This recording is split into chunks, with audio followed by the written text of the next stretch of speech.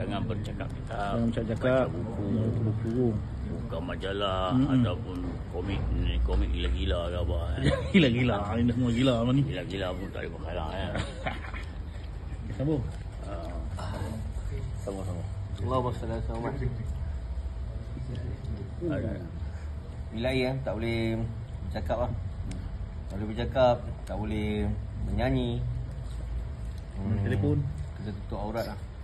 Mulai jangan menghadap kiblat. No way kan. Rumah kita tu yang dah buat dengan kiblat kita tukar lah. Pokok dia tukar. Mengereng. InsyaAllah. Saya teringat ada satu masa beliau Habib Al-Zainal Abidin Al-Hamid, dia kata sebenarnya waktu syaitan dihalau di syurga, ada satu dialog tu yang ramai tak cerita lah. Salah satu dialog dia, ya Allah kalau kau halau aku pada syurga, di mana tempat aku? Tandas tempat kau. Allahu Akbar. So ditandas tempat syaitan. Itu saja.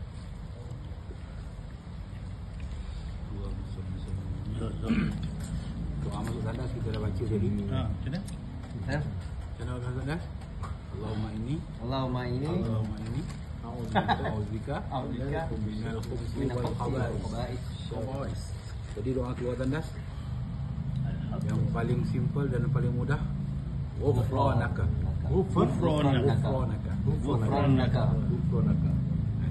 Jadi biasanya kalau kita nak baca doa ni, kita jangan dah masuk dalam tandas baru kita baca doa, kan? Dia keluar. Sekurang-kurangnya dalam beberapa langkah, 7 langkah tu keluar ke kanan. Tak masuk ni. 7 langkah sebelum masuk tandas kita baca doa, dan setelah kita keluar tandas kita baru baca doa. Jadi macam nak masuk tu 7 langkah, Ustaz Ya. InsyaAllah sebenarnya 7 langkah sebab kalau dia dekat esok kita lupa baca. Yes, nah. InsyaAllah.